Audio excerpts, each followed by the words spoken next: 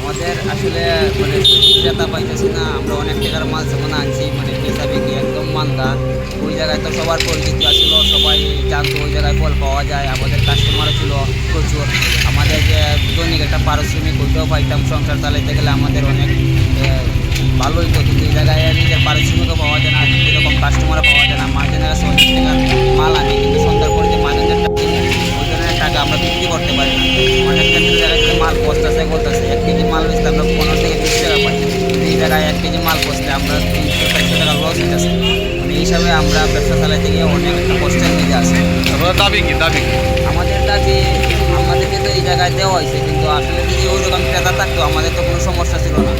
আমরা তো ব্যবসা করতে গেলে ভালো একটা জায়গার প্রয়োজন, যে জায়গায় কাস্টমার পাওয়া যায় বা বিক্রি করা যায়, নাহলে তো আমরা এই ব্যবসা মানে ওইটা লাভবান হতে পারতাম। ব্যবসা ভালো ভালো এখানে মার্কেট হওয়ার সম্ভাবনা আছে। কেন মার্কেট করে যদি আশেপাশে ভালো একটা মার্কেট থাকতো তাহলে তো মার্কেটটা রানিং হতো, কিন্তু আশেপাশে মার্কেট না থাকার কারণে এই মার্কেটটা রানিং হতে গেলে অনেকটা সময়